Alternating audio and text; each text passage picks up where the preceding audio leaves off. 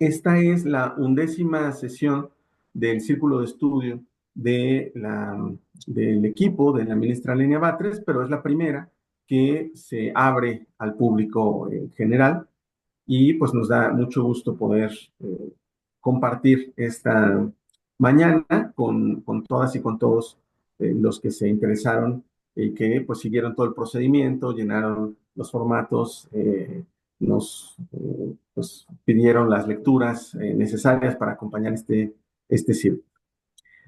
Pues bueno, muchísimas gracias. Insisto, vamos a dar la palabra a la licenciada Paulina Valencia, que es secretaria auxiliar en la ponencia de la ministra Lenia Batres y que pues tendrá el uso de la voz durante unos 45 minutos máximo. No es una camisa de fuerza. Si puedes ser un poquito más breve, también es perfectamente válido para que tengan tiempo nuestras invitadas e invitados de hacer algunos comentarios también hacia el final de este encuentro.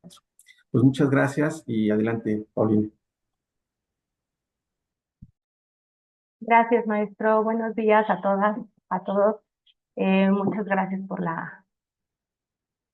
el interés en participar con nosotros. Para nosotros es un placer estar aquí en el círculo de estudio con la ministra Lenia Batres. El día de hoy, como ya lo mencionaron, les voy a exponer el libro que se denomina Dos modelos de constitucionalismo, una conversación entre Luigi Ferrajoli y Juan Ruiz Madero.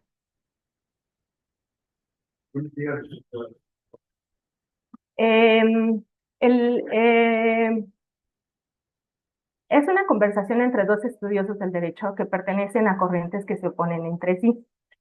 En la exposición les haré una breve reseña de la interesante conversación desarrollada entre ambos autores. Es una aproximación al texto. Sería bueno que, si tienen oportunidad, todos lo lean. Luigi Ferrajoli, para algunos de nosotros ya es conocido. Es un jurista italiano, discípulo de Norberto Bobbio. Es teórico del garantismo jurídico, teoría que desarrolló inicialmente en el ámbito del derecho penal, pero que considera en general un paradigma aplicable a la garantía de todos los derechos fundamentales. Juan Ruiz Madero es catedrático de Filosofía del Derecho, Universidad de Alicante, eh, autor de numerosas obras, no podríamos ahorita hacer un listado de ellas. Forma parte de la corriente del neoconstitucionalismo. Sin embargo, en el libro, él se categoriza como principialista o argumentador constitucional. Es un libro muy pequeño, se divide es una nota preliminar, eh, aborda el agradecimiento, está dividido en tres apartados que son como la parte fundamental del libro, que en su conjunto desarrollan el trabajo intelectual de ambos autores.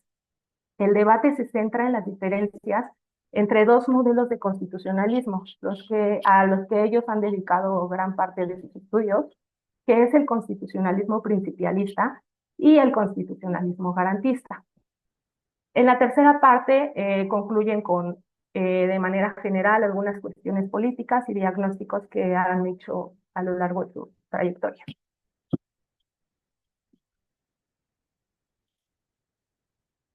Eh, el libro, como ya lo mencioné, es una conversación entre los dos autores. Fue desarrollado por medio de correo electrónico entre los dos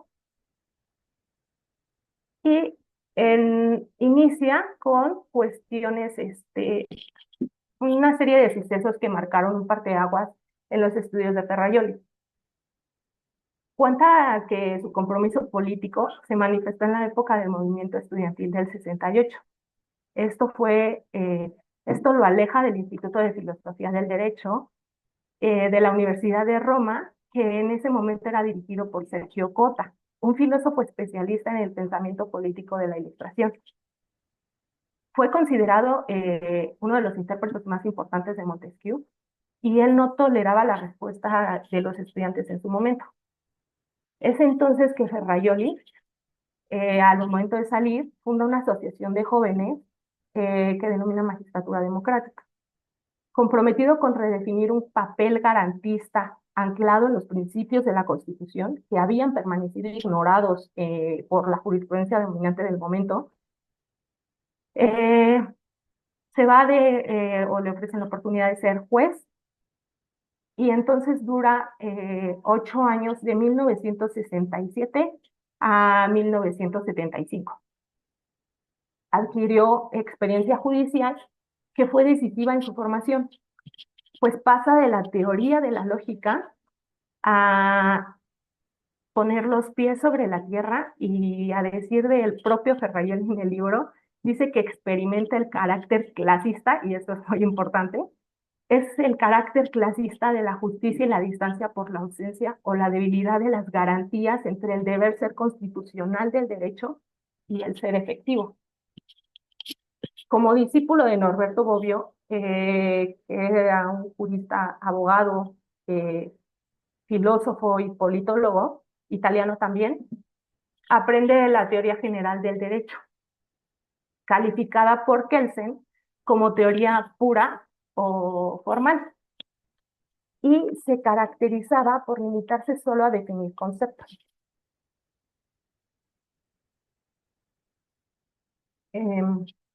A identificar las relaciones sintácticas que se dan entre los propios conceptos y a analizar las estructuras formales de los ordenamientos sin decir nada sobre los contenidos normativos que son objeto de las disciplinas jurídicas positivas y ni sobre la justicia e injusticia como objeto eh, de la sociología del derecho. Bueno, durante más de 40 años, la finalidad de su trabajo ha sido compartir la idea de la teoría general del derecho, no solo como teoría formal, sino como teoría formalizada y axiológica y axiomatizada.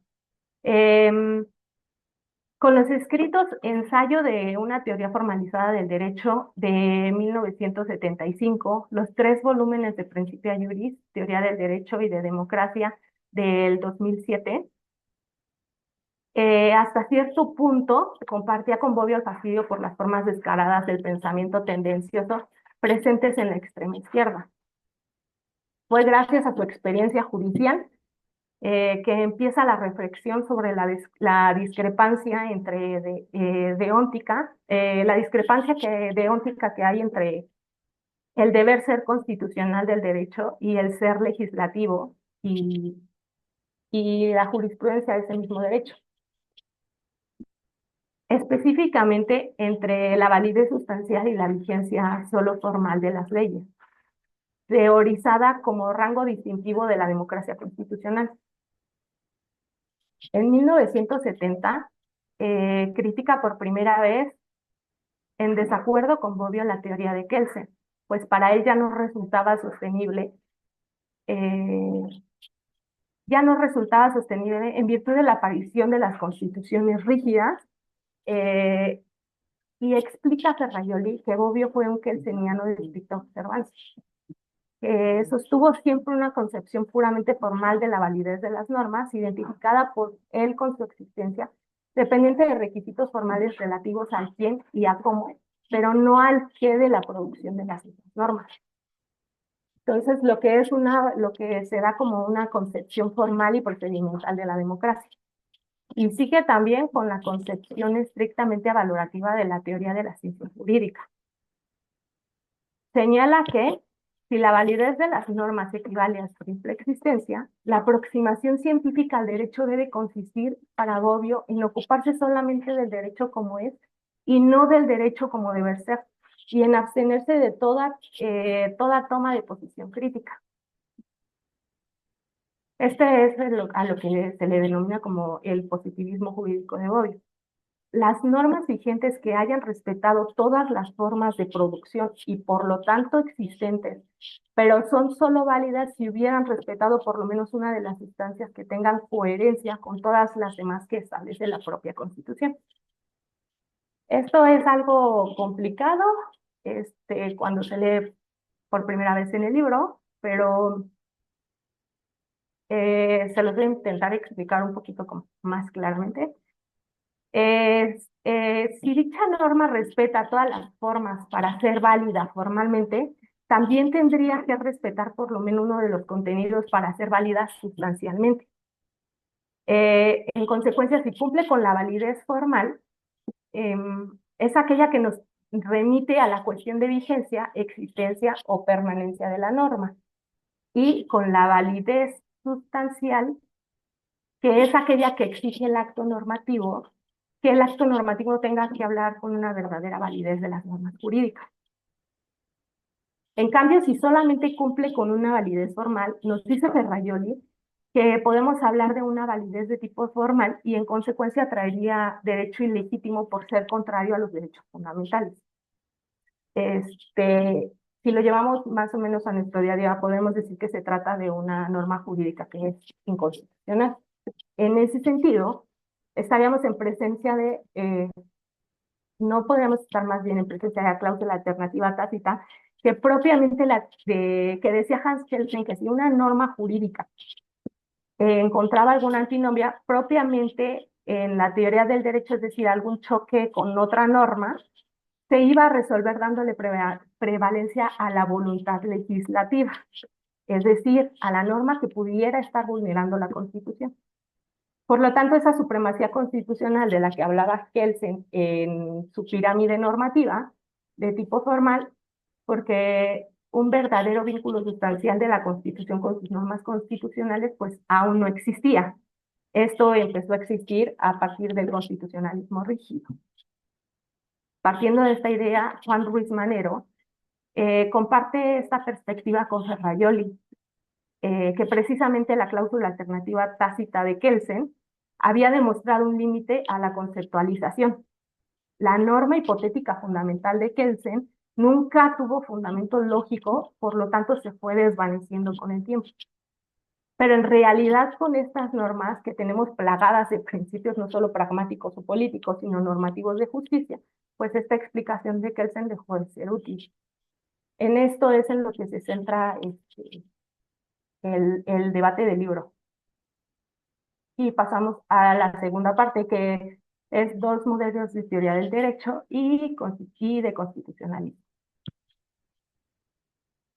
En esta parte, Ferrajoli critica la noción de validez de Kelsen, ya que para él es puramente formal, pues se basa en la tesis de la cláusula alternativa tácita, como ya lo mencioné, y en una inadecuación que consiste en una conceptualización simplificada, como lo es que la existencia de una norma jurídica constituye su validez.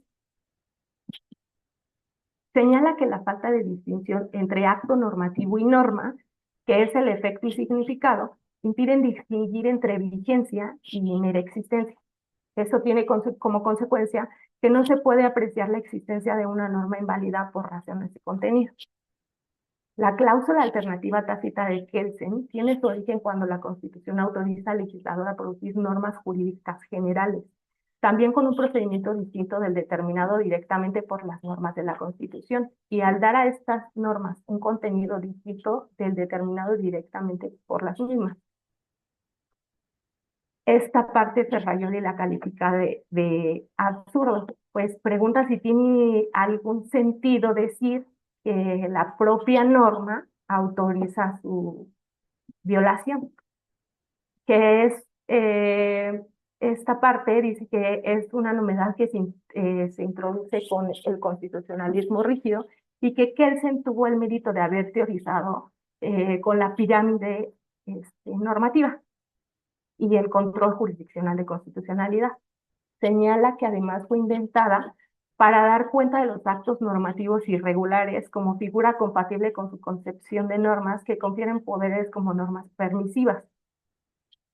Y aquí es donde los autores coinciden en algunas partes sobre el debate de la teoría de Kelsen y están en desacuerdo en otras. Ruiz Manero coincide en que respecto al carácter absurdo de la teoría de la cláusula alternativa tácita, pero diserta un poco a la interpretación en cuanto a que sostiene que Ferrajoli sostiene que para él lo único que importa para la validez de la norma son las condiciones del procedimiento, pues si las reúne todas, con esto la norma ya es válida.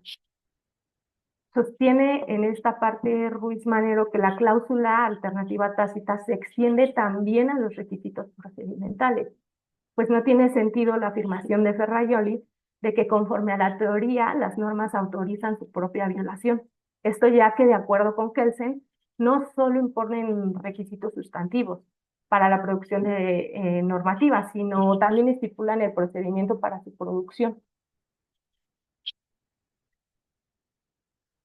Argumenta Ferrajoli que la noción de validez de Kelsen se da cuando ya no distingue entre acto normativo y norma, ni entre requisitos formales y sustanciales, por lo que afirma que para que un acto normativo y la norma producida por el propio acto existan, es necesario que ese acto esté dotado de algo que lo vuelva reconocible, es decir, del quién y del cómo de la producción establecidos por las normas de competencia y las normas de procedimiento, a lo que Ferrajoli les llama normas formales y menciona que no sobre la base del qué, es decir, que su significado, pues a estas se les denomina sustantivas.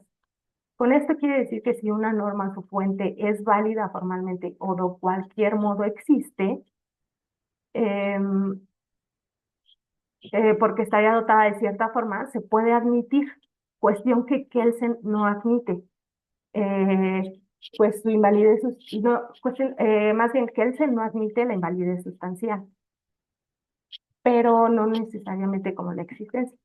Al no distinguir entre acto normativo y norma, no es capaz de distinguir los tipos de vicios, es decir, entre vicios de forma del acto y vicios sustanciales del contenido o significado normativo. Por otro lado, al no distinguir entre existencia y validez, no puede tampoco distinguir los grados de vicio del plano cuantitativo, es decir, entre vicios que determinan la inexistencia y vicios que determinan solo la invalidez. Por otra parte, Ferrajoli también nos señala que él sí ha podido distinguir entre la existencia de la validez formal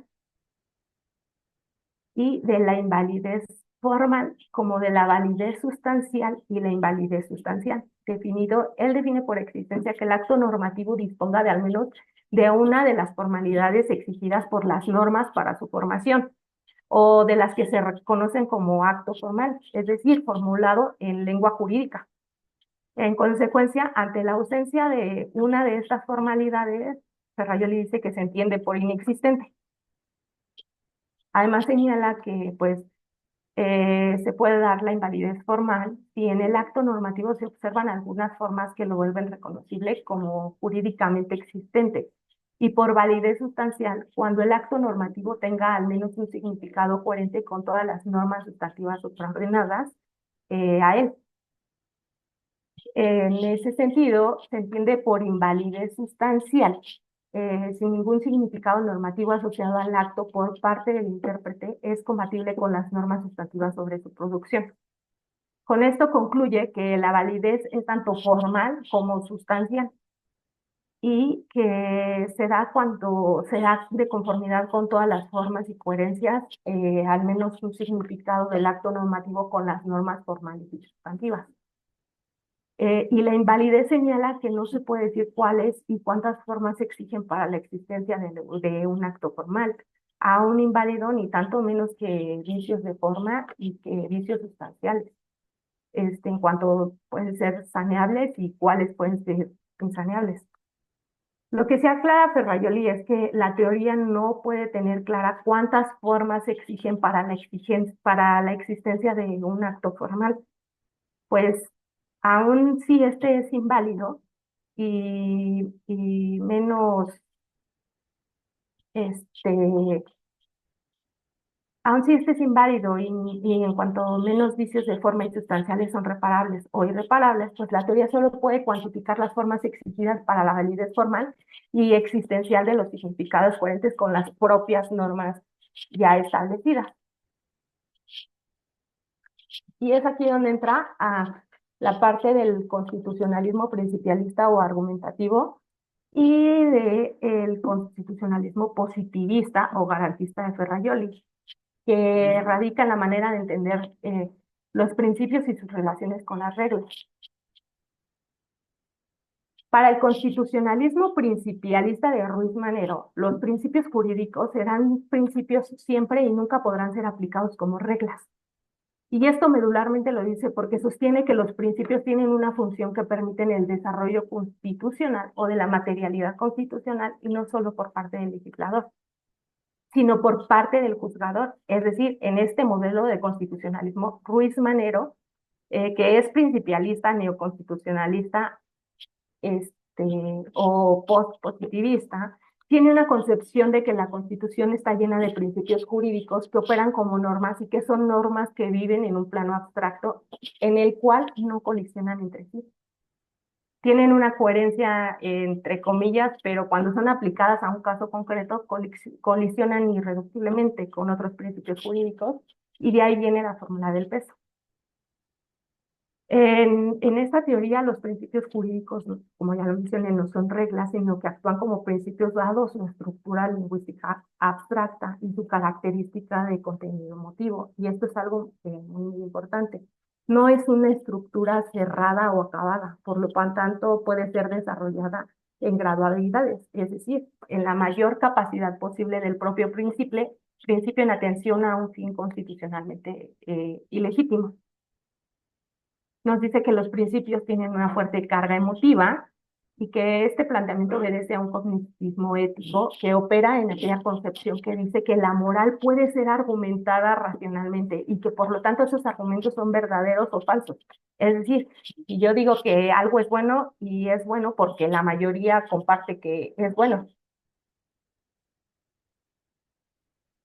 Los derechos fundamentales para esta teoría son valores ético-políticos, de tal modo que no solo el derecho tiene una inevitable conexión con la moral, sino que además una teoría del derecho dotada de capacidad explicativa y en condiciones de ofrecer criterios de solución para los casos difíciles. No puede dejar de incluir que la teoría de la argumentación y de las prácticas argumentativas en las que tales valores juegan un papel determinante. En este caso, Ruiz Manero señala que el cognitivismo ético que él profesa le permite que a través de la argumentación racional se alcance una verdad sobre los juicios morales que adscriben los principios jurídicos. Al haber incorporado las constituciones, los principios de justicia de carácter ético-político, como la igualdad, la dignidad de las personas y los derechos fundamentales, habría desaparecido el principal rasgo distintivo del positivismo jurídico, la separación entre derecho y moral o entre validez y justicia. La moral que en el viejo paradigma positivista correspondía a un punto de vista externo al derecho, habría pasado ahora a formar parte de un punto de vista jurídico interno. Por otra parte, Serrajoli nos dice que es un objetivista racionalista y que por objetivista racional, él entiende que si bien cree que a través de la argumentación racional se puede alcanzar no la verdad, sino calificativos de tipo de filosofía política como es una decisión justa, correcta o axiológicamente fundada en la visión del Estado que se profese, ya sea social, liberal o de derecho, que obviamente constitucional ante todo eso sí puede ser alcanzado, pero tanto como la moral, digamos que no, es donde distingue o se polarizan estas dos versiones de constitucionalismo de Ferrajoli y de Ruiz Manero. Es decir, Ferrajoli no puede conseguir que algún tipo de moral tenga carácter verdadero. Nos dice que por el contrario puede ser justo, bueno, adecuado jurídicamente, pero esto en tanto un marco axiológico de filosofía política que establece la propia Constitución y que sí, como estudiosos del derecho nos debe importar, por supuesto, pero que no puede operar como un absolutismo de la moral o un dogmatismo como más propiamente se podría dominar a esta pretensión de verdad de los juicios o argumentaciones morales, que no se puede encontrar un objetivismo moral, sino que existe irreduciblemente un parámetro de discrecionalidad que conlleva por consecuencia un subjetivismo moral. Señala que si admitimos que en el derecho exista una moral verdadera, cualquier juez puede imponer su moral sobre un determinado caso en concreto. ¿Y qué rigor podríamos encontrar si en sus argumentos pues, estarían fundados en puras pretensiones subjetivas? Como modelo de derecho, esta teoría se caracteriza por la positivización de los principios a los que debe someterse la entera producción normativa. Así se concibe como un sistema de límites y vínculos impuestos por las constituciones rígidas a todos los poderes y garantizados por el control jurisdiccional de constitucionalidad sobre su ejercicio. Es decir, de límites impuestos en garantía del principio de igualdad y los derechos de libertad cuya violación por acción da lugar a antinomias. Es decir, leyes inválidas que requieren ser anuladas mediante la intervención judicial, de vínculos impuestos esencialmente en garantía de los derechos sociales, cuyo incumplimiento por omisión da lugar a lagunas que deben ser colmadas por la intervención legislativa. Como teoría del derecho nos dice Ferrayoli que se distingue entre el deber ser, que es el constitucional, y el ser, que es el legislativo del derecho, con respecto a la teoría paleopositivista. Se caracteriza por la distinción entre validez y vigencia, dado que admite la existencia de normas vigentes por resultar conformes a las normas formales, eh, pero que son inválidas por resultar incompatibles con las normas sustanciales sobre su producción. Por eso el tema más relevante e interesante de su teoría es el derecho constitucionalmente legítimo, por un lado, las antinomias provocadas por la indebida producción de normas inválidas por ser contrarias a la Constitución y en particular con los derechos de libertad constitucionalmente establecidos, y por otro las lagunas provocadas por la omisión de la producción de las leyes, de actuación de las normas constitucionales y en particular la garantía de los derechos sociales.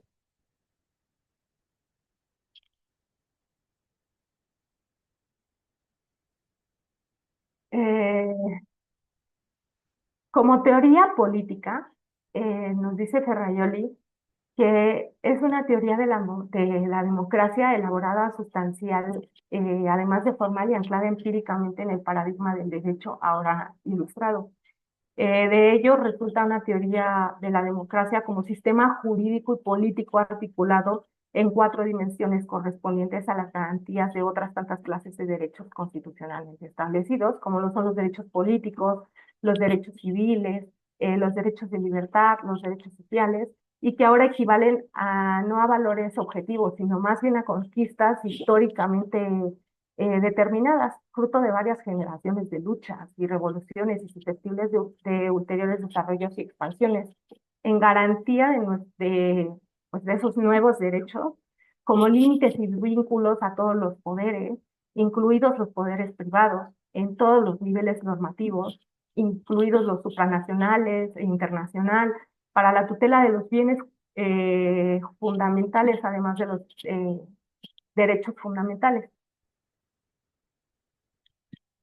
En ninguno de estos 3 significados que le ha dado Ferraioli a su teoría, el constitucionalismo garantista admite la conexión entre derecho y moral. Al contrario, la separación entre derecho y moral y resulta confirmada por tanto el plano asertivo de la teoría del derecho como el plano axiológico de la filosofía política.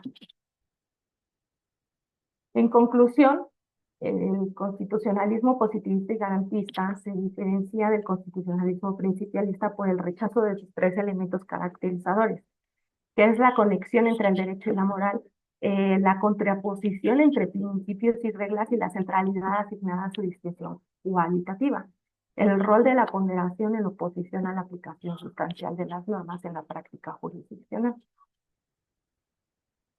Y pues para Ferraioli el rango distintivo de los derechos fundamentales es su carácter universal. Son expectativas universales de no lesión o de las prestaciones correspondientes como todos los demás derechos objetivos a intereses de sus titulares.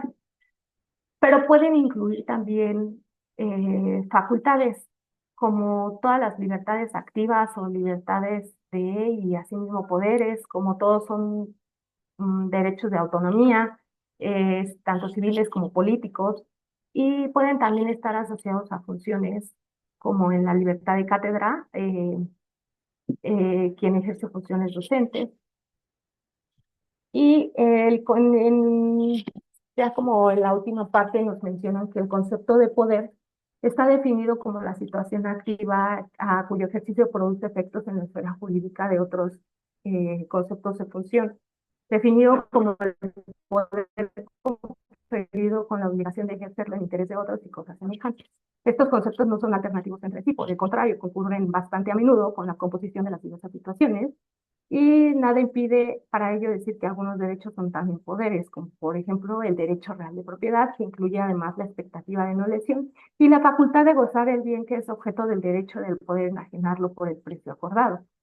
Que otros estén asociados a funciones como la libertad de cátedra o el poder de los padres, y que además el derecho de los padres a educar a los hijos es también y sobre todo una función que debe ser ejercida en intereses de estos. Esto sería todo por mi parte.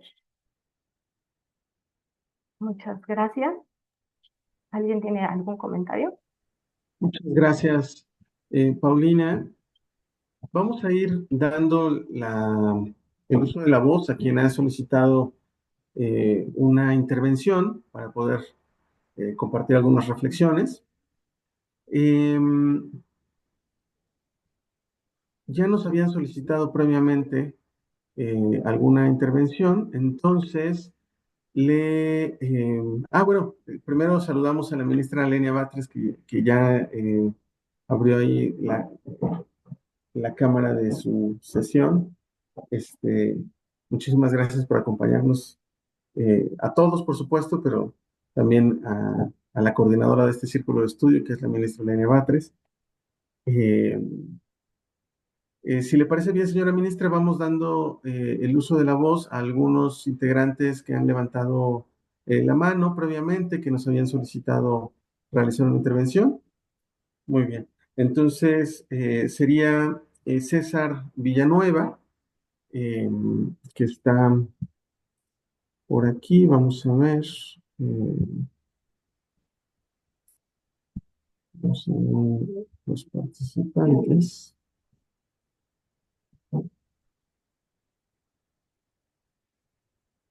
Ujú. Tenemos muchas personas participando. Es muy eh, interesante el poder platicar todos.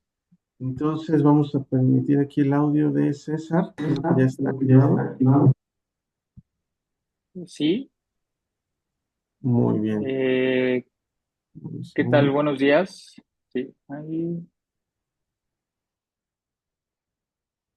Listo. ¿Listo, César? Listo. Hola, ¿qué tal? Buenos días a todos, compañeros y gente que nos acompaña en este círculo de lectura, eh, que ya hemos tenido bastantes temas muy interesantes.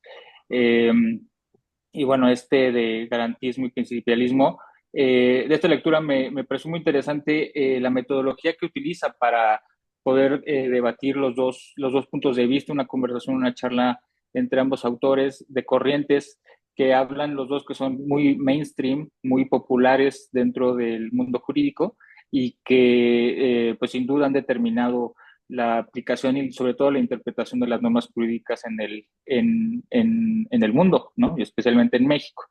Y creo que está muy bien la separación que hacen del garantismo pues como normas constitucionales sustantivas que tienen su principal fin en las personas como titulares de derechos fundamentales.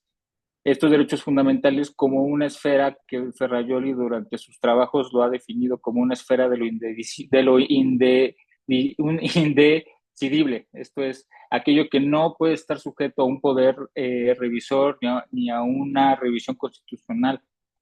Son este garantismo que establece límites muy estrictos al Estado, incluidos los órganos jurisdiccionales para su debida protección. Y al final, pues estas normas constitucionales sustantivas, sustentadas en valores éticos y políticos, dentro de un pacto constitucional. que a diferencia del principialismo, que es algo mucho más abstracto, basado en valores, en máximas de esta corriente no constitucionalista. Eh, Aquí lo interesante es que estos derechos fundamentales y esta esfera de lo indecidible, pues ya se puede flexibilizar dentro de esta corriente principialista, pues establece que tanto principios como reglas pues tienen el mismo carácter normativo. Y yo me quedo en esta parte con la posición de Ferrayol, en el que me gusta mucho cómo en este debate señala que el principalismo tiene un conjunto de términos vagos y valorativos de apreciación incierta, que no se basa en una taxatividad, que no está precedida de un lenguaje legal. Y entonces, esta amplitud y flexibilidad permite que existan pues concursos de normas, un tema altamente valorativo por parte del intérprete judicial, eh, sin que él esté de acuerdo con esta parte. Él va más con un sistema pues de límites y vínculos que sean lo más precisos posibles dentro de una taxatividad. Yo creo que este debate de principialismo y garantismo actualmente sería muy interesante seguirlo estas dos posiciones dentro de la Suprema Corte.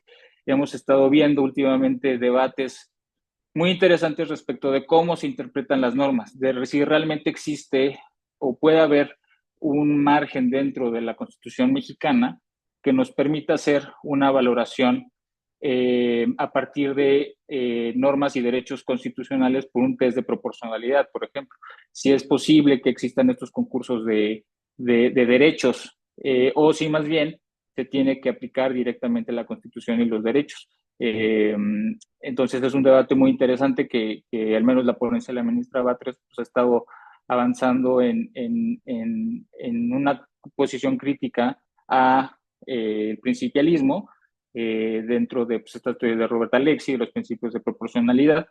Pero bueno, al final son posiciones y son posturas que cada intérprete lo tiene que hacer, pero al final creo que sí nos tenemos que ceñir bastante al texto constitucional. Me pareció un documento bastante interesante y muy bonito porque además va retomando elementos de cada una de las obras, sobre todo de Ferrajoli anteriores. Entonces, si tienen la oportunidad de verlo, pues está muy interesante. Gracias por la palabra. Muy bien, muchas gracias al licenciado César Villanueva. Le damos la palabra al licenciado Raúl Aguilar, que también previamente nos había pedido la palabra. Como les comentaba, es un éxito el seminario, este encuentro del círculo de lectura, y entonces son más de 100 personas participando, y yo ando aquí tratando de buscar, pero ya rápidamente vamos a dar la palabra a Raúl Aguilar. Listo, creo que Raúl ya puede hacer una intervención. Raúl, listo. ¿Qué tal? Buenos días. Bueno, a mí me parece muy interesante la lectura, sobre todo porque se forma un diálogo, y me parece que epistolar en relación con con dos teorías del derecho, la principialista o argumentativista y la garantista, que es una manera de neopositivismo.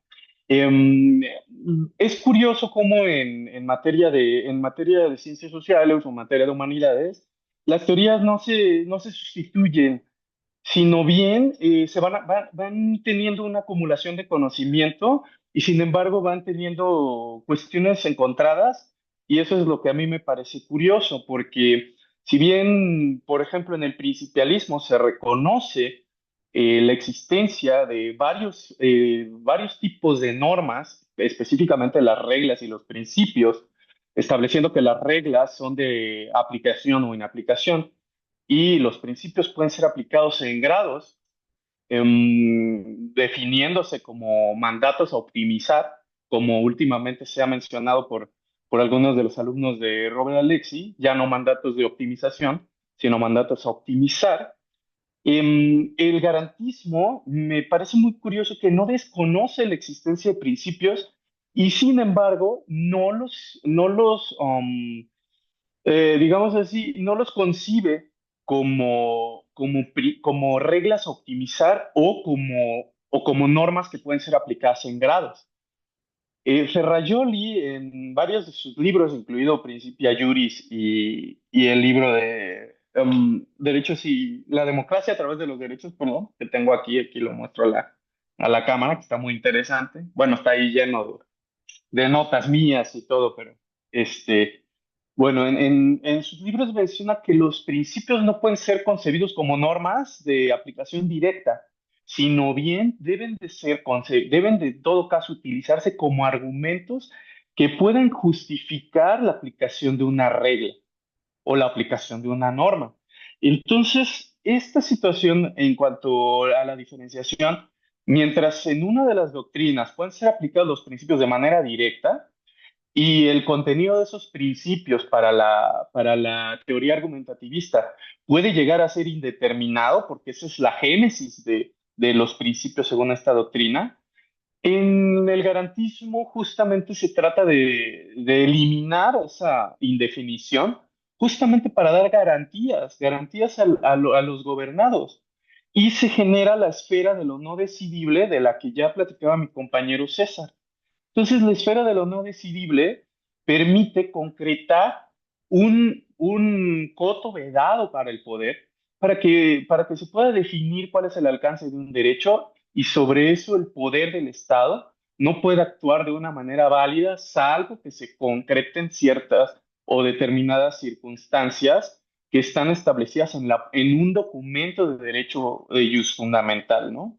Entonces, este núcleo de lo no decidible o esfera de lo no decidible, tratándose de derechos individuales, lo podemos encontrar como núcleos duros. Entonces, digo, esta situación del contraste entre teorías del derecho podría parecer que es netamente doctrinario y sin embargo se nos presenta en la práctica como situaciones muy problemáticas a la hora de aplicar el derecho.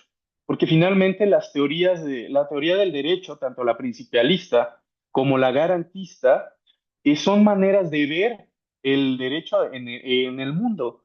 Entonces, tenemos que poder aplicarlo, pero la aplicación que hacemos de este derecho es a través de la visión que nos da cada una de las doctrinas, ¿no? Entonces, como mencionaba también mi compañero César, la Suprema Corte de Justicia de la Nación ha estado compartiendo estas visiones del derecho de un modo u otro. Ha aplicado la teoría principialista en cuanto que autoriza el uso del test de proporcionalidad e incluso distingue gradas y le agrega o tropicaliza para el Estado mexicano el test de proporcionalidad de cómo fue originalmente planteado. Y por otra parte, también comparte algunos rasgos, o la doctrina constitucional de la Suprema Corte ha compartido algunos rasgos del garantismo al señalar la existencia de núcleos duros de determinados derechos. Sin embargo, al momento que nos vamos o que analizamos o ponemos sobre la lupa ambas doctrinas, los procedimientos de aplicación se excluyen porque los núcleos duros, una concepción del derecho que contempla la existencia de núcleos duros no permite la colisión. Los núcleos duros no pueden colisionar para que uno anule al otro. Y sin embargo, la aplicación e indeterminación de los principios, tal como los concibe el principialismo, sí lo permite. Tan es así que en muchas ocasiones, a través de la doctrina constitucional que se estaba desarrollando en el pasado, muchos derechos anulaban a otros, ¿no? Entonces yo creo que es muy importante que vayamos definiendo o que se vaya definiendo a través de esta doctrina y a través del análisis de las doctrinas que contemplan la aplicación y mecanismos de aplicación, que se vayan analizando cómo podemos hacer para darle mayor seguridad a los gobernados en ese sentido, ¿no? Entonces creo que la doctrina constitucional tanto los teóricos como los aplicadores debemos ir definiendo esas situaciones y tratar de definir los alcances de los núcleos duros de los derechos y de la esfera de lo decidible que defiende Luigi Ferrajoli. Pues agradezco la participación, maestro, y sería todo de mi parte. Muchas gracias a Raúl. Le daremos la palabra a Ángel Jonathan. Eh, Vamos a ver. Ahí te podemos escuchar. Hola, hola a todos, ¿me escuchan? Listo. Vamos.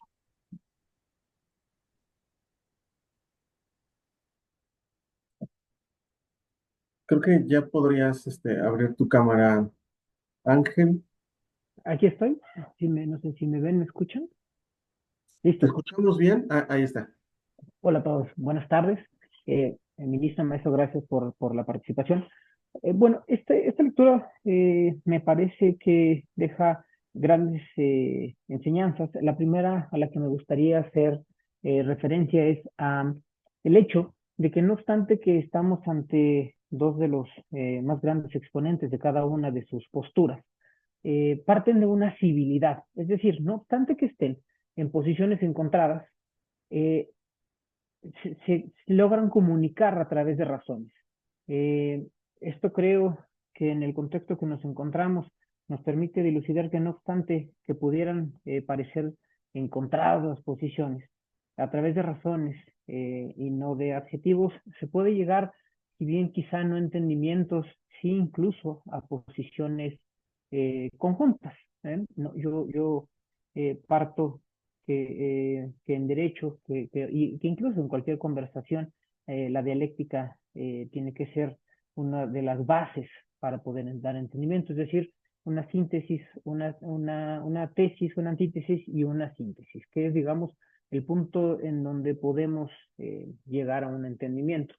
Después de esto, en cuanto a neoconstitucionalismo o constitucionalismo principialista que sostiene Ruiz Manero, entiende a las cuestiones de derecho, a los dispositivos jurídicos, como principios.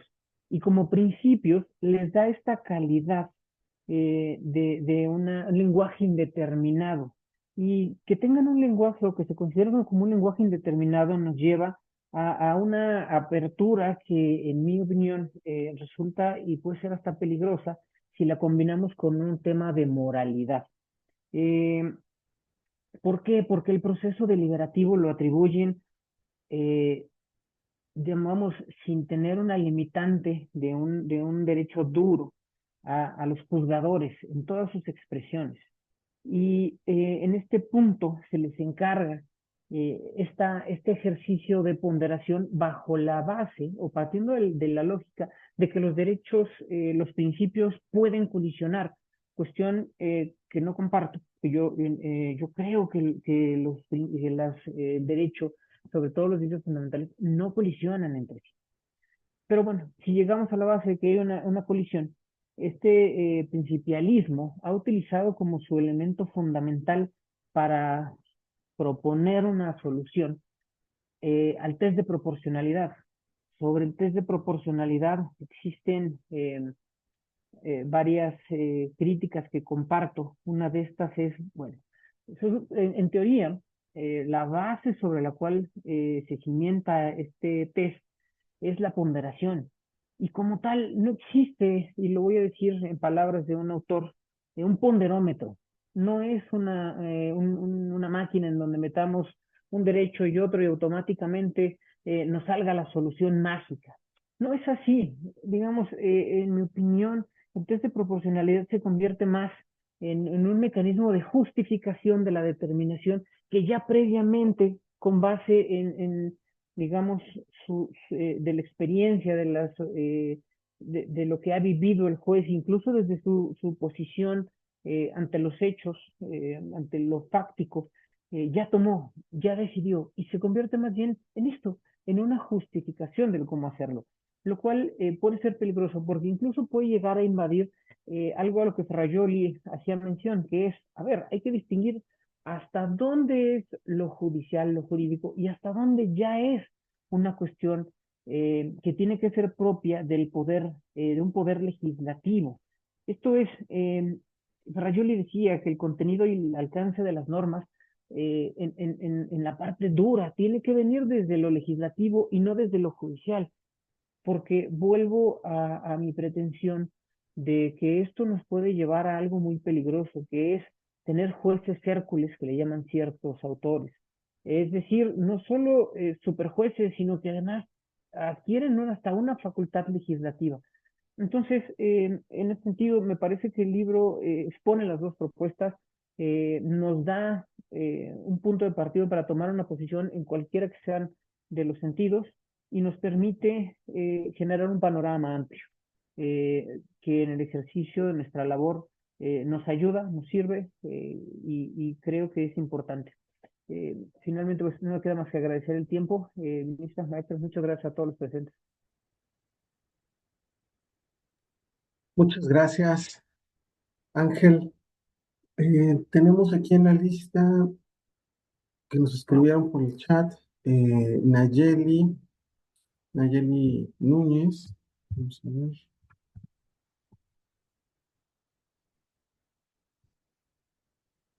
Esto.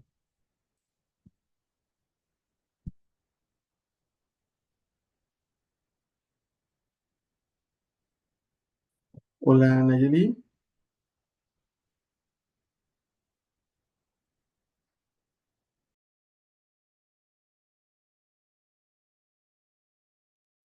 Hola, buenos días todavía. Muchas gracias, maestro, por darme el uso de la voz. Bueno, un poco quiero comentar que previo a este círculo que tenemos previamente todos los viernes, hicimos un ejercicio a manera de trabajo de equipo de esta secretaría con mi equipo para compartir algunas impresiones de la lectura, ¿no? Y también ahorita ya recogiendo algunas de los comentarios de mis compañeros que se fueron haciendo en estos momentos. Yo creo que sí, es muy interesante tener la oportunidad de un acercamiento a este tipo de textos, porque a todos nosotros que estamos involucrados en estos procesos de alguna manera de entender los sistemas judiciales, el comprender y hacer una comparativa entre dos posturas o ver dos posturas tan claras como los de estos exponentes nos ayudan a tomar una mayor precisión o claridad de hacia dónde queremos avanzar. Con base en lo que nos va planteando cada postura. Y para llegar a esas conclusiones, nosotros hicimos un ejercicio en donde fuimos distinguiendo y que quisiera compartirles de manera muy precisa qué diferencias fuimos encontrando. Primero, entre la definición del constitucionalismo garantista y el constitucionalismo pospositivista, pues bueno, indiscutiblemente uno se centra en la protección de derechos fundamentales a través de garantías judiciales y constitucionales, y el otro, como ya lo hemos venido comentando, pues integra principios éticos y morales en la interpretación y aplicación del derecho, superando el positivismo jurídico tradicional. Y luego, si contrastamos los enfoques, el primero, el de Luigi Ferrajoli, nos presenta un enfoque con una garantía de derechos a través de un sistema normativo rígido y controlado, mientras en contraste que el constitucionalismo pospositivista flexibiliza, tiene una flexibilidad en la interpretación de normas considerando principios y valores éticos. Y como justo comparto totalmente lo que nos acaba de decir Ángel, pues bueno, aquí es donde podemos ya empezar a encontrar una vulnerabilidad interesante desde mi punto de vista, porque aquí ya pueden empezar a permear algunas otras consideraciones que no siempre son exactamente lo que estipula una norma para la toma de decisiones. Después, la relación derecho-moral. La primera teoría nos plantea esta separación clara entre derecho y moral y que el derecho debe ser autónomo y objetivo, mientras que el constitucionalismo pospositivista hace una interrelación entre el derecho y la moral y los principios éticos son fundamentales en la interpretación jurídica. El control de constitucionalidad para Ferrajoli tiene un fuerte énfasis en el control de constitucionalidad para proteger los derechos fundamentales, mientras que para la otra postura, pues bueno, sabemos que el control de constitucionalidad se basa en la ponderación principios y valores éticos. Y pues evidentemente ambas posturas podríamos hacerles algunas críticas, porque si bien la postura de Ferrajoli puede ser vista como demasiado rígida o formalista, y con una cierta limitación para una adaptación a las nuevas realidades del derecho, pues el otro puede ser muy subjetivo y depende mucho de las interpretaciones personales y de principios éticos. Y bueno, yo aquí me atrevo a decirlo, a veces también vemos no solo el principio ético, sino que permean a veces los intereses más allá solamente de posturas éticas. Eh, el objetivo principal del constitucionalismo garantista pues es la protección efectiva y subjetiva de los derechos fundamentales, mientras que para el constitucionalismo postpositivista integra principios éticos en la práctica jurídica para una justicia sustantiva. Y este último comentario del objetivo, desde mi punto de vista, creo que nos da una visión muy interesante, porque si uno tiene como un objetivo derechos fundamentales, a mí no me queda duda que centra esto en la protección total de los derechos de las personas. O sea, no deja de ver al ser humano como o a la sociedad, básicamente, como a aquel ente al que estamos obligados a proteger y a preservar esos derechos. Mientras que a mí me parece que la otra postura, al integrar principios y la práctica jurídica, lleva un contexto en donde de pronto puedes dejar de percibir al ser humano o a la sociedad o a la justicia social como el fin último, que yo creo que es el de la justicia, el del bienestar en general, ¿no? Entonces, bueno, no sé si fue clara mi participación, pero creo que nos ayuda mucho a esta lectura para lograr hacer esta diferencia entre las dos posturas, como decía justamente Ángel, de dos exponentes que son expertos en cada una, y que nosotros nos quede claro que a final de cuentas, bueno, conociendo un poco más de una manera teórica de cómo funcionan cada una de ellas, podemos ir tomando lo que consideremos funciona mejor en nuestra actualidad. Sería todo, maestro. Muchas gracias. Muchas gracias, Nayeli. Le vamos a dar la palabra a la licenciada Gabriela Zúñiga. Adelante, Hola, Gabriela. buenos días. ¿Me escuchan? Sí, buenos días. ¿Cómo están? Buenos días. Pues miren, en realidad el libro es un libro muy específico, vamos a decirlo así, además histórico. O sea, finalmente nos permite entender un poco esta parte en donde, bueno, Luigi Ferrajoli, que es italiano, pues cómo su obra se empieza a focalizar en los años 60 y su contexto. No debemos olvidar que Luigi Ferrajoli finalmente era discípulo de Norberto Bobbio, y bueno, ellos vivieron una época muy compleja en donde finalmente tenían que dar solución a problemas sociales. Ellos vivían, no sé si me veo, no estoy segura, pero bueno, la circunstancia es la siguiente, o sea, ellos vivían Perdón, si en una te época, escuchamos perfectamente. perdón, Sí, ellos vivían en una época en donde finalmente el fascismo era una circunstancia que debían defender o más bien ir en contra de ella. Entonces el derecho vino a significar una respuesta a esos problemas sociales.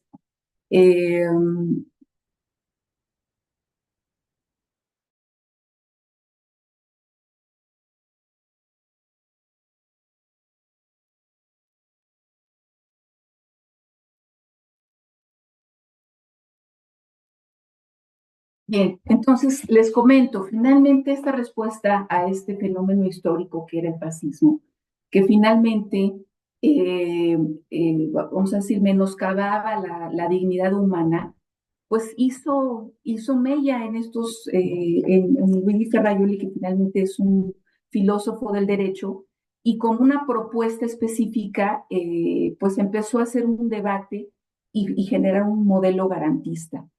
Este modelo garantista, lo que han dicho mis compañeros y de alguna manera se recalcó en la lectura, centra la circunstancia de la constitucionalización de los derechos fundamentales del hombre. Los derechos fundamentales del hombre, finalmente, ya en un texto constitucional, vienen a significar algo muy importante, que es el límite al poder público. cuando se toman en un texto constitucional no hay nada que pueda menoscabarlos de alguna manera y a nosotros como de alguna forma, como juzgadores, debemos proteger que esto se cuide. Al constitucionalizar estos derechos y significar un límite al poder, pues bueno, me parece que esto es lo más hondo que puede existir en la mente de una persona como un fundamento básico. Si nosotros protegemos, porque además finalmente, como lo decía mi compañero César, Raúl, la expositora y el propio texto, vienen a significar como un límite de lo no decidible, sino aquello que finalmente debe defenderse a todas luces, ¿sí? Obviamente en el libro, y bueno, el contexto del pensamiento garantista nos habla finalmente de una serie de propuestas que para Luigi Ferrajoli son importantes para enfrentar los problemas jurídicos y políticos actuales. Él nos habla finalmente de que existe una crisis del Estado constitucional y recalca muy importante, obviamente, la garantía de los derechos, el control judicial que nosotros podemos hacer cuando finalmente tenemos en el centro al ser humano y sus problemas. Y finalmente la teoría garantista va a significar una solución a estos problemas. No podemos perdernos en la teoría, porque de pronto las sentencias se convierten en una serie inexplicable de conceptos que si no ponen en el centro al ser humano, finalmente el contexto y los límites al poder, así como el control judicial, la independencia judicial, los principios de legalidad, contra aquellas circunstancias que tratan de menoscabar la dignidad humana, pues estamos de alguna manera teorizando al por mayor. ¿Sí? Entonces, bueno, esta lectura significa recordarnos que de lo general podemos ir a lo particular y para mí lo general pues es no perder nunca de vista que el ser humano y su contexto social, porque esto es muy importante, la convivencia entre los seres humanos al formar países y naciones, tienen que dar respuestas, ¿sí? Y dar respuestas singulares a través de este tipo de mecanismos. Luigi Ferrajoli nos insiste, los límites en donde el Estado debe respetar la constitucionalización de ciertos derechos básicos, como lo son la educación, los derechos sociales, la vivienda, y todos ir en pos de esta consecución, pues nos puede permitir no solamente la justicia de la que hablaba nuestra compañera Nayeli, sino también la convivencia más armónica en una sociedad en donde, bueno, finalmente la tierra se hizo para estar cómodos. Con esto concluyo. Muchas gracias, maestro. Muchísimas gracias a Gabriela.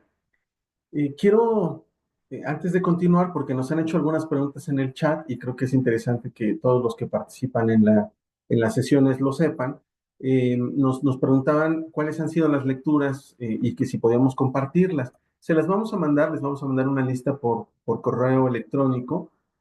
Simplemente les comparto brevemente que hemos analizado en estas sesiones del Círculo de Estudio, por ejemplo, un libro muy interesante de varios autores que se llama Más allá del test de proporcionalidad, análisis, crítica y metodologías de adjudicación alternativas al modelo de Robert Alexy. También vimos un libro de constitucionalismo progresista, que es un homenaje a Marc Toussaint, también de varios autores. Leímos a Luigi Ferrajoli en diferentes textos, hemos analizado la democracia a través de los derechos humanos y también constitucionalismo principialista y constitucionalismo garantista, ambos de Luigi Ferrajoli. También hemos leído algunos otros textos, la polémica de Schmidt-Kelsen, de Carlos Miguel Herrera, un texto muy interesante de Tribunales Débiles, Derechos Fuertes de Marc Toussaint. En fin, les vamos a compartir la lista completa de las lecturas que hemos realizado previamente, las que podamos compartirlas, digamos, por internet, porque los textos estén publicados, algunos de ellos están, por ejemplo, en Jurídicas de la UNAM, también se los vamos a hacer llegar a quienes están participando en este círculo de estudio. Y pues, digamos, agradecerles muchísimo el interés que están mostrando en su participación. Vamos a darle la palabra a Edgar Telles, que también había solicitado. Bueno, ¿me escuchan? Y adelante, Edgar. No sé si me veo, pero bueno, me escuchan. Una de las partes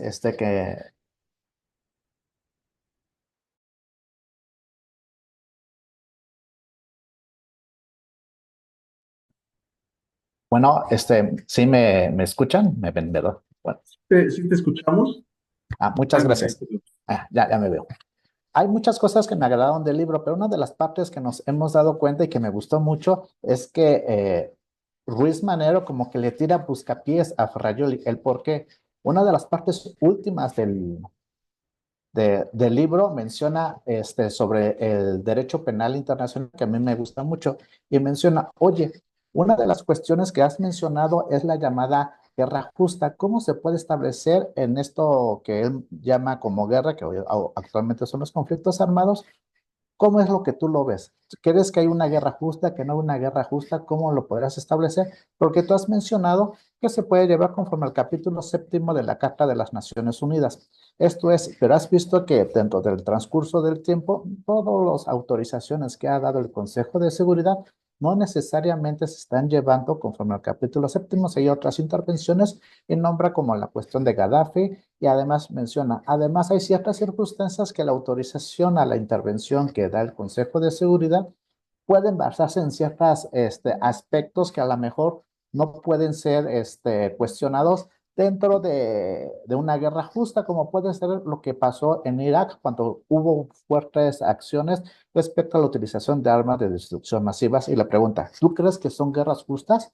Recordando y todavía le recalca, tú eres parte de Bobbio y has mencionado a Kelsen, donde Kelsen ha definido que un ilícito puede ser un acto ilícito aquello, ausencia de sanciones dentro de la guerra, y menciona, ¿hay alguna sanción cuando se convierte en la guerra, mencionando guerra como conflicto armado?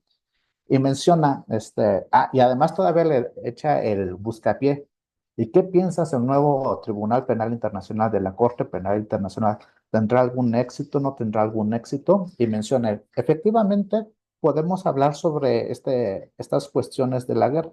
Y dice, si bien es cierto, hemos notado que el capítulo séptimo da la autorización para utilizar el uso de la fuerza en ciertas circunstancias, y menciona que seleccionar dos partes. Una, aquella que menciona el capítulo séptimo que tiene que estar coordinado por un Estado mayor, es decir, aquel que tendrá bajo su mando y bajo ciertas directrices cómo reaccionar ante un quebrantamiento de la paz y que ciertamente va a tener dentro de sus cuestiones relativas el mando de dichas fuerzas y que además después podrá admitir o realizar ciertas actuaciones en contra de las malas actuaciones que se hayan dado dentro de la guerra.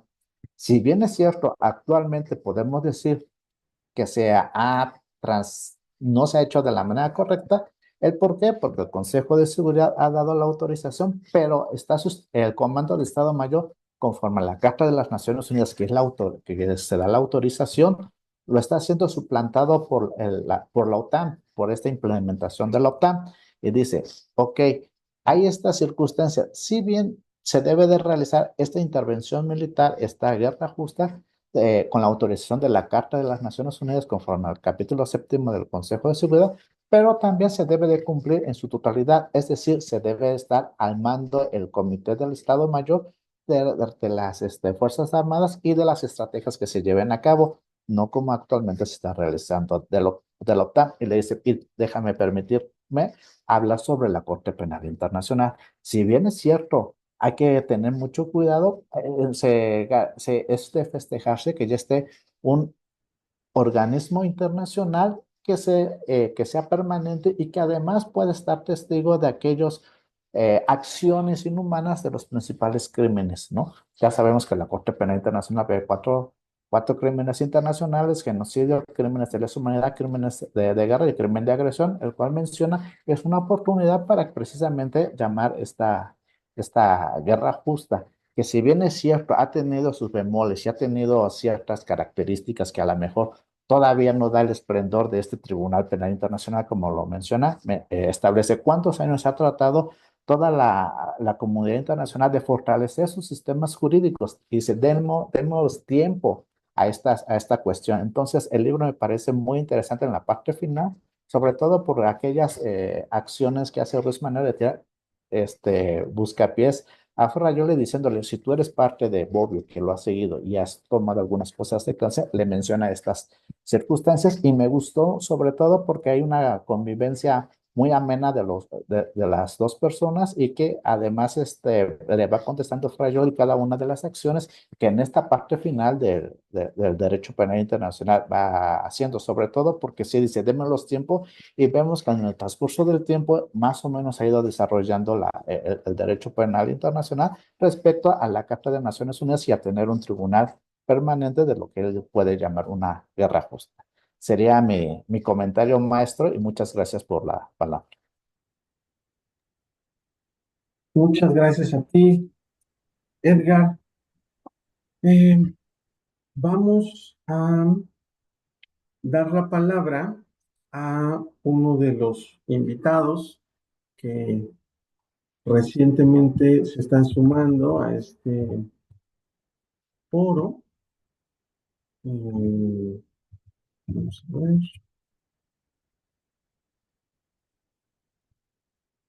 Nos había pedido la palabra.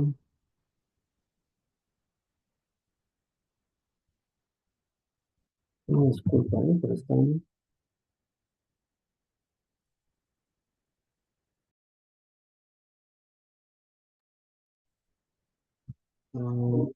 Eric, solo que no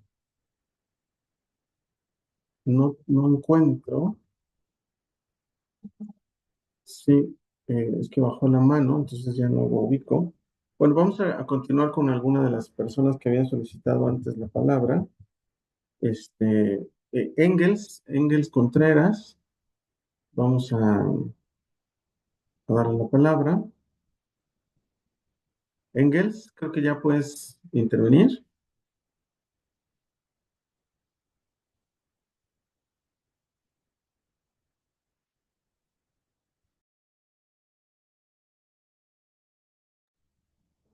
Adelante, Engels, ahí ya te vemos.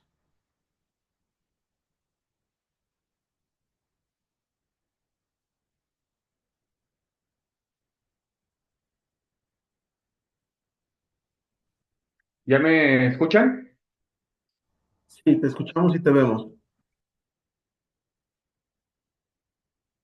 Ok, bueno, yo quería comentar sobre el tema, un caso práctico que nos puede dar un poco también de ilustración de estas posiciones, a lo mejor, o esa tensión que existe entre el principalismo y el garantismo. Y quiero referirme a la suspensión que se otorgaron o que otorgaron varios jueces y juezas contra la reforma judicial en días pasados. Eh, y me parece que esto puede llevar a muchas reflexiones acerca de la lectura que estamos teniendo el día de hoy. El argumento que planteaban, en esencia, o bueno, lo que pedían es que se suspendiera el proceso de reforma constitucional cuando es improcedente materialmente, no se puede impugnar. La ley de amparo es muy clara, muy puntual en que es improcedente el amparo contra la reforma cuando se impugna la materialidad. En este caso alegaban que estaban impugnando el procedimiento. Sin embargo, también pues hay la propia Corte, por decirlo así, ha establecido muchos criterios de que el proceso legislativo, por ejemplo, representa una unicidad, es único y no se podría impugnar en sus partes, sino en su totalidad, es decir, cuando concluye este procedimiento legislativo, no era el momento de impugnar. Sin embargo, bueno, pues otorgaron las suspensiones a mutuo propio y que precisamente yo creo que esa es de las grandes críticas al principalismo, ¿no? Esta subjetividad de los jueces de poder interpretar la norma, inclusive ir más allá de la Constitución, ir más allá de la norma, como sucedió en este caso en las suspensiones que otorgaron contra la reforma constitucional, pues pone en evidencia alguna posición, una posición principalista, pero también de los riesgos que esto puede conllevar, ¿no? Y que precisamente es eso, que al tener esa interpretación subjetiva a los jueces, muchos de los jueces, pues pareciera que los pone como un suprapoder, es decir, por encima de los demás poderes, poder legislativo y poder ejecutivo. Pero todavía más con esto que pasó, pues los puso por encima del poder de reforma de la Constitución al querer hacer un control judicial, inclusive cuando ni siquiera era el momento de hacerlo, ¿no? Entonces, yo creo que la posición principalista, me parece que ahí está un choque de tensión con el garantismo, ¿no? Que el garantismo implica esta taxatividad, que debe estar la conducta muy bien especificada con la sanción, por ejemplo, en el tema penal, y que, bueno, en este caso concreto que yo estoy poniendo el ejemplo, pues hoy no había ninguna facultad o no había ninguna atribución para que esto sucediera, ¿no?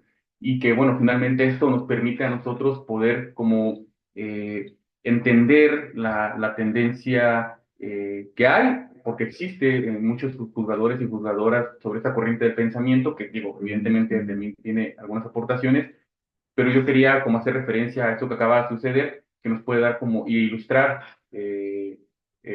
la posición principalista respecto al sistema jurídico mexicano. Sería todo, maestro. Muchas gracias.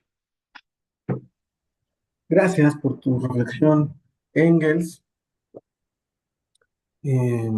La persona que había solicitado la palabra parece que se desconectó, pero si se vuelve a conectar le daremos la palabra. También estaba anotado Francisco Ramírez. Vamos a ver. Listo. Francisco, ahí te escuchamos, creo. ¿Me ven? ¿Me escuchan? Ahí te escuchamos. Ahorita vamos a ver si El video. la cámara también, pero si quieres comenzar. Bueno, muy bien. Pues muchas gracias. La verdad es que este ejercicio me parece profundamente interesante. Y yo lo que también me gustaría un poco como comentar es, creo que sería bueno ir pensando cómo consolidar todo esto que estamos haciendo en estos círculos de estudio. No solamente como el ejercicio mismo, que me parece ya de antemano muy valioso de poder discutir y platicar entre nosotros, pues enriquecernos conjuntamente tanto de la lectura como evidentemente de mucho de lo que se ha dicho, que más me parece que prácticamente todas las participaciones han sido muy ricas, sino también poder ir consolidando una propuesta específica de una práctica jurídica que permita poder ir trabajando más y depurando más una teoría jurídica, sobre todo en cuanto a los elementos más interesantes de los modelos que acabamos de analizar. No sirve todo en mi video, ¿verdad? ¿Me escuchan? Escucha bien, pero no sé si tu cámara está abierta o... Ya está abierto. Hace rato estaba apagado, pero está abierto. No, no es grave. A ver, vamos a ver. Ahí está, ahí debería poderse ver. Francisco. Ya, listo. Perfecto. Gracias. Entonces, hubo una parte específica del texto que me interesó muchísimo, que en algún momento Ruiz Manero le pregunta a Ferrajoli sobre la situación de los derechos en Italia, y evidentemente de ahí empiezan también a hacer valoraciones sobre la situación en Europa. Y ambos coinciden en la necesidad de realizar un diagnóstico sobre la crisis italiana, ¿no?, que les permite conjuntamente ir ejemplificando de forma muy precisa la contradicción entre los valores constitucionales y el ejercicio de la función política y por lo tanto del derecho. Entonces, este análisis que es muy interesante, que es además profundamente rico, porque además es como muy, ambos lo viven de forma, se lee de forma muy viva y muy concreta, y evalúan esta realidad completamente europea, ¿no? Y es sobre esa base, totalmente europea, que van consolidando las conclusiones del libro. Entonces, yo personalmente considero que sería un objetivo muy interesante de estos círculos de estudio, que sobre la base de esos análisis y estudios que se tienen, podamos ir nosotros construyendo, trabajando, armando un diagnóstico de nuestra realidad, tanto latinoamericana como específicamente mexicana, que sea capaz de conectarse con la realidad que estamos enfrentando actualmente, más en este contexto actual y más que nunca vigente, ¿no?, frente tanto a este momento de transformación política y transformación social, pero específicamente con lo que implica la reforma judicial. Y entonces aquí destaco esta maravilla honestamente, de esta iniciativa de los círculos de estudio, que es tanto el intercambio como, insisto, poder ir consolidando todo esto, ¿no? Y concretamente sería, ¿qué tanto esos análisis que estamos realizando, estas lecturas que se están teniendo, puedan ayudarnos a contextualizar esta realidad concreta que tenemos? Y, y digo, no solamente, incluso, insisto, la parte judicial, porque además pues, tenemos invitados también de otros espacios, que también puedan contribuir a ir consolidando un poco esta parte, porque tristemente yo creo que estamos viendo que hay dos fenómenos para mí como muy graves de lo que está pasando actualmente en nuestro país, que es uno, una desconexión muy grave entre los intelectuales mexicanos, pero incluso latinoamericanos. El caso de Roberto Gargarella con lo que ha estado diciendo sobre reforma judicial me parece gravísimo, trágico y muy ejemplificativo justamente de esta crisis y de esta desconexión muy fuerte entre lo que es la teoría pura y la realidad social. Y segundo, cómo también nosotros, de donde estamos, desde los diferentes espacios en los que estamos, podemos ir traduciendo estos ideales, proyectos sociales o anhelos, ¿no?, en realidades jurídicas concretas. Y hay dos elementos que ya han comentado varios compañeros que me parecieron profundamente interesantes, específicamente por cómo ir estructurando esos criterios de interpretación y objetivos precisos para hacerlo con objetivos sociales y metas concretas. Ahí nos está faltando a muchos, de todo lo que es el espectro tanto de la izquierda como los espacios progresistas, de poder irlo consolidando. El mejor ejemplo, que me pareció es un ejemplo casi de pizarrón, es la propuesta que hace la presidenta de la Suprema Corte de Justicia, ni siquiera, ¿no?, en su análisis propone elementos objetivos sociales, ¿no? Toda la cuestión social, toda la cuestión de desigualdad, etcétera, es como si no existiera. Y eso muestra justamente esta desconexión entre ese. Y, por ejemplo, para los compañeros que pertenecen ya venga de la academia o de gobierno, que se inscribieron en los círculos, también, o sea, qué criterios, qué análisis se pueden ir enriqueciendo, tanto para que ellos nos aporten un poco de las experiencias y las valoraciones, como también para lo que nos podría dar más allá ya otros ejercicios de vinculación entre poder y derecho. Y para terminar, sobre una cuestión que decía muy interesante Gabriela, sobre el punto, sobre la dignidad humana, ahí yo lo meto mucho en consideración con respecto a esta cuestión que es muy, muy interesante del libro y en general de los análisis que hemos hecho, sobre el punto de crítica sobre la moral. Cómo ir consolidando, no solo como un punto valorativo moral plenamente, sino como un esquema específico, axiológico y de estructuración de políticas, todos esos elementos que ya habíamos estado ubicando. Nayeli ahí decía, por ejemplo, y me pareció profundamente interesante, que cuál es finalmente el objetivo un poco de estos análisis jurídicos, que era para ella en mucho la justicia, ¿no? Lo cual, evidentemente, digo, es un anhelo, lo considero yo mismo un ideal y al mismo tiempo un mecanismo, pero para mí, por ejemplo, y eso tiene que ver ya para cerrar lo que estoy diciendo, dos elementos muy concretos de lo que tendría que ser esa estructuración.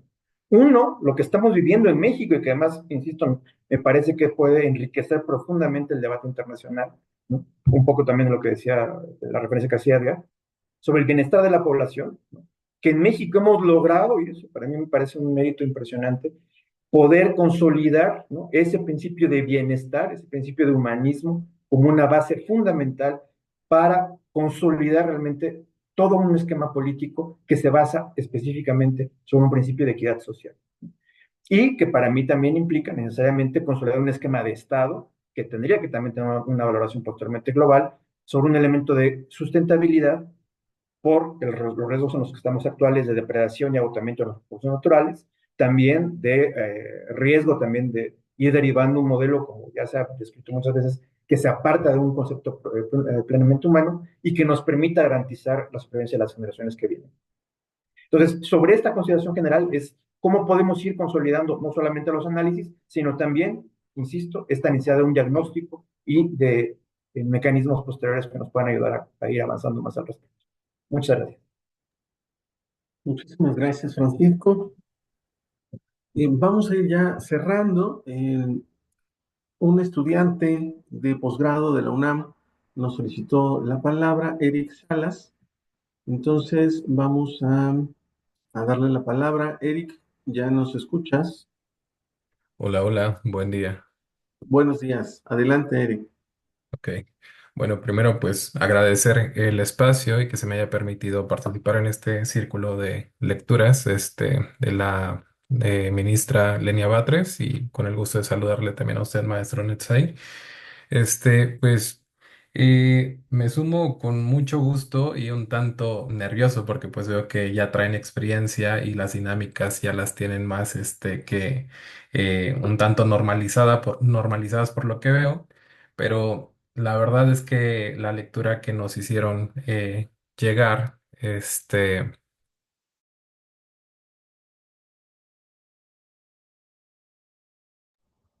Hola, Eric. No sé si se... Eric, ya, es que creo que me activaron el ahí está. video y Listo. ok. Bueno, pues comentaba que con la lectura, al iniciar al leerla, pues meramente me trae al presente que estamos viviendo con este cambio de paradigmas en lo que se está viviendo en la justicia en México. Lo puedo también comparar con la llegada justamente de la ministra a la corte, cómo empiezan a cambiar este tipo de situaciones, los acercamientos que tiene la ministra con la sociedad.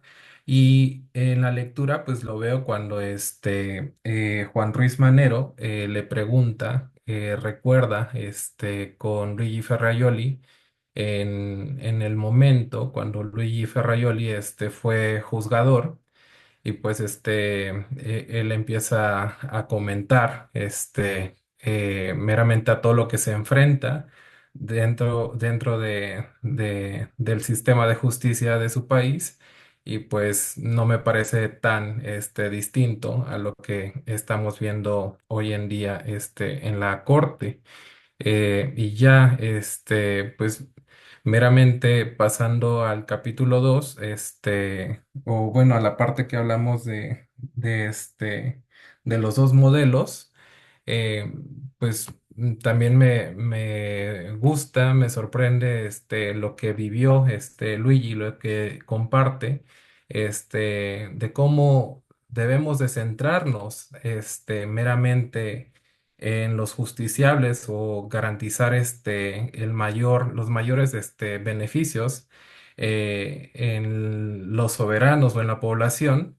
Eh, Estoy entrando un poco con los nervios, pero bueno, les voy a platicar aquí las anotaciones que hice, que pues con el constitucionalismo garantista, este modelo se basa en la limitación del poder mediante la consagración de los derechos fundamentales de la Constitución y el establecimiento de los mecanismos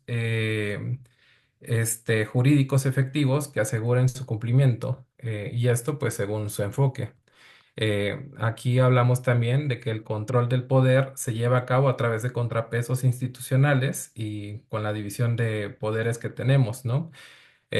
Y haciendo pues hincapié también en los mecanismos de garantía con los tribunales constitucionales o de derechos humanos y pues ahora con esta reforma al Poder Judicial vamos a ver cómo se va a convertir este Consejo de la Judicatura en un tribunal constitucional, en un tribunal disciplinario, perdón. Y pues vamos a ver también, es que estoy como que tratando de comparar lo que veo en la lectura, que no está muy distante de lo que estamos viviendo actualmente en el país y con todas las novedades que tenemos para el sistema de justicia eh, en el país. Entonces, mi cerebro está como que tratando de hacer comparaciones en tiempo real y me desconcentro tantito. Hablamos también del constitucionalismo de soberanía, que este modelo lo concibe la Constitución como una expresión de voluntad soberana de un pueblo o nación. Las características principales incluye, pues, meramente centrarse como que en el poder soberano y este se concibe como absoluto, reflejando la voluntad del pueblo expresada a través de las mayorías democráticas. La Constitución es vista más como un pacto político que organiza el ejercicio del poder que como un mecanismo para limitarlo. Y pues que este modelo puede llevar a situaciones en las que el poder político queda poco limitado, por lo que en algunos casos puede resultar en la vulneración de derechos fundamentales bajo la justificación de la soberanía nacional o popular. Y pues aquí como la primacía es la soberanía popular sobre la legalidad, y esto puede también debilitar los controles al poder si las mayorías democráticas no respetan los derechos de las minorías. También pues en el libro se habla de, eh, de la vialidad en la aplicación de unas normas de las que refiere Kelsen como eh, mm, mm, mm, em, como estas que vienen meramente que son como los que están dentro del constitucionalismo rígido, que pues estas normas,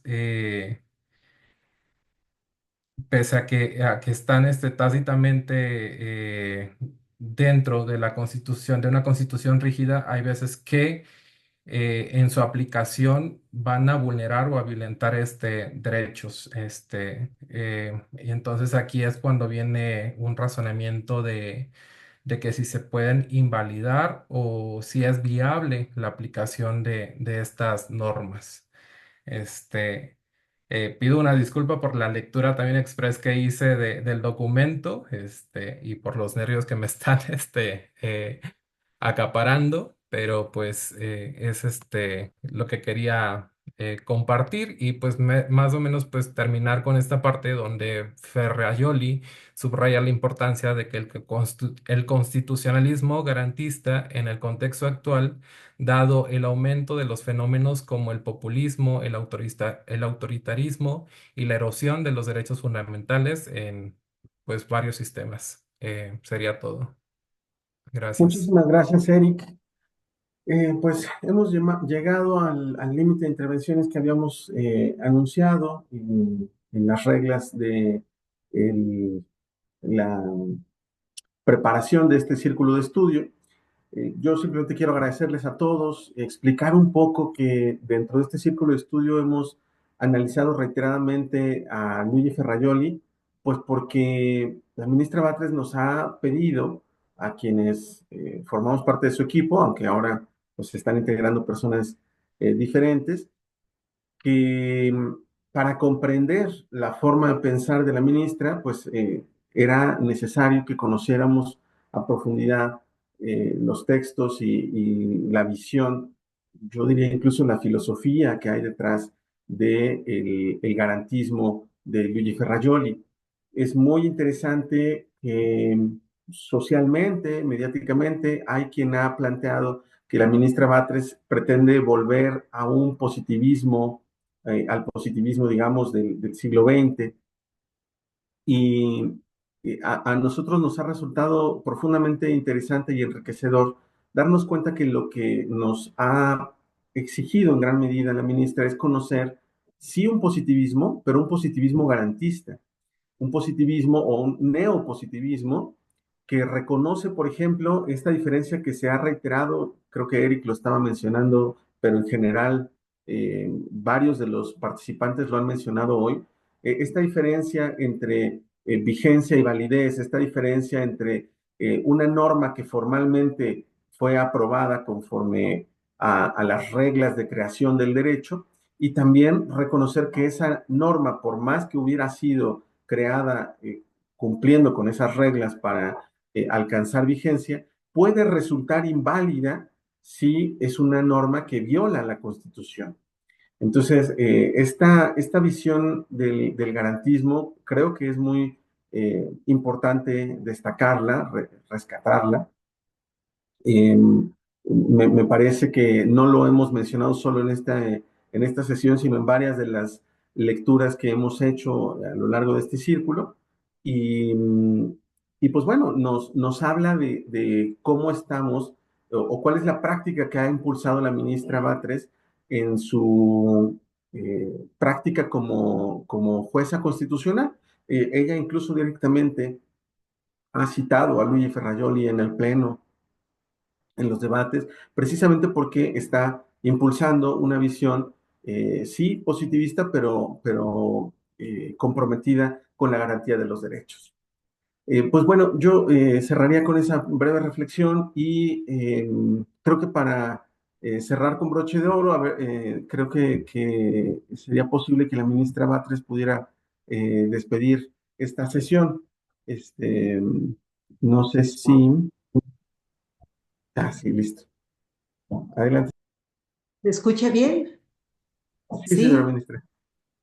muy buenas tardes a todas, a todos. Me da mucho gusto que nos hayan, bueno, que hayamos tenido esta convocatoria, que se hayan interesado y se hayan inscrito para participar en este círculo. Pues es un círculo de lectura más que de estudio, aunque pues buscamos hacer estas reflexiones al final de las lecturas que hemos venido sistematizando, organizando. Efectivamente, hasta ahorita nuestras lecturas han estado muy cargadas en Ferrajoli por un defecto de origen, pero vamos a diversificarlas más. Ferrajoli creo que nos ofrece un buen punto de partida crítico, además en este pensamiento garantista que ha sido muy crítico a la discrecionalidad que estas últimas teorías, porque que no son recientes, pero que han tenido mucho vuelo en el mundo en los últimos años, que son, que es el neoconstitucionalismo con su principialismo o su pospositivismo, como también se le suelen llamar, pues viene proponiéndonos un activismo muy fuerte de los jueces para definir el derecho. Entonces, frente a esta gran discrecionalidad que de repente se le ha ido de las manos a los poderes judiciales del mundo, porque no es un problema de nuestro país, sino que es un tema que se discute desde hace no mucho tiempo prácticamente en todo el mundo, cómo controlar a los poderes judiciales, porque se suelen extralimitar o cómo limitar el poder de los poderes judiciales expresados en su última palabra para la interpretación constitucional, que ha representado pues que en algunos casos pues terminen definiendo al poder político en su conjunto, cuando no era esa la idea de la división de poderes o de los sistemas republicanos democráticos. Y entonces se enfrenta ahora justamente como gran cuestionamiento de nuestros sistemas, de nuestro Estado de Derecho y de nuestros sistemas jurídicos, cómo limitar al Poder Judicial, justo por destituciones de poderes ejecutivos, por una gran mano en las invalidaciones de leyes. En nuestro país ha sido, le hemos denominado aquí masacre legislativa, porque en los últimos años se han estado invalidando más leyes que nunca. Crecimos más de 70% en invalidación de leyes y por algunos criterios que ni siquiera son formalistas, pero que se amparan en un supuesto formalismo como la falta o los vicios que se le llaman al proceso legislativo. Esta invalidación pues ha crecido, aquí hemos contado en nuestra ponencia, en más de 600% la invalidación en los últimos años. Entonces es un fenómeno contemporáneo. Hay sistemas jurídicos que le dan a los jueces ese papel, pero en el que nosotros nos adscribimos, el sistema germánico, romano-germánico, o que también se le denomina codificado, o que le llaman algunos francés, incluso por ser el más fiel ya actualmente a este sistema. Pues tenemos una tradición de separación entre la norma escrita y la interpretación o los límites de interpretación que podemos dar los jueces a esa norma escrita. Entonces es un debate que se expresa muy bien entre estas corrientes que justamente pues, se trató la lectura de hoy entre esta corriente principialista y la corriente garantista, y Ferrajoli pues es un extraordinario expositor, fundador de esta, o le denomina así garantismo. Primero empieza con su beta penal y termina siendo un garantismo constitucional muy interesante, que además viene evolucionando y en sus últimos textos pues hace justamente esta crítica fuerte al papel tan fuerte, tan grande que llega a tener el juez al interpretar a grados de negar el contenido textual de una norma jurídica, basados en la supuesta reivindicación o la reivindicación de un principio, pero que se trata de principios con significados múltiples que termina imponiéndole un juez al conjunto del sistema jurídico, fundamentalmente al sistema democrático que se expresa o del que se emiten las leyes, que son los congresos parlamentarios, donde está el debate político, la representación de la pluralidad, y finalmente es un juez o un conjunto de jueces los que sustituyen a esas expresiones políticas en sus dimensiones numéricas tan variantes que pueden llegar a tenerse. Entonces, por eso es que nos hemos concentrado en estas lecturas, pero obviamente que el debate del constitucionalismo es más amplio, nos interesa mucho, aunque pues obviamente no solamente limitado al propio constitucionalismo, pues efectivamente, como mencionaba Netzaí, pues es un debate filosófico absolutamente contemporáneo y muy interesante. Entonces vamos a seguirlo ampliando. A ver si podemos mandarles con tiempo pues las lecturas. Me parece que íbamos a organizar ya un chat en WhatsApp, y yo creo que por esa vía pues estaremos o nos estarán comunicando aquí el equipo de la ponencia, las lecturas que vamos a tener, y para que pues quienes han querido adscribir al círculo de estudios desde fuera, pues también tengan esta oportunidad de participar, incluso está exponiendo, proponiéndonos lecturas que sería interesante también poder estar considerando en su momento.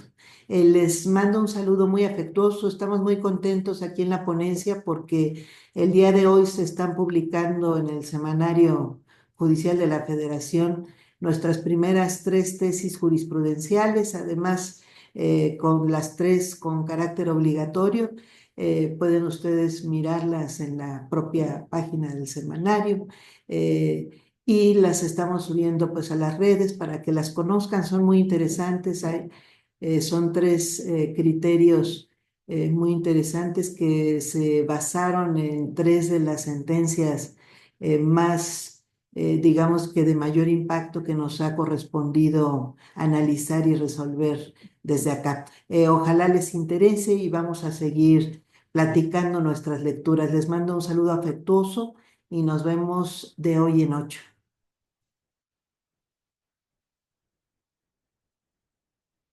Muchísimas gracias a la señora ministra, muchísimas gracias a todas y a todos. Que tengan un gran día. Hasta luego.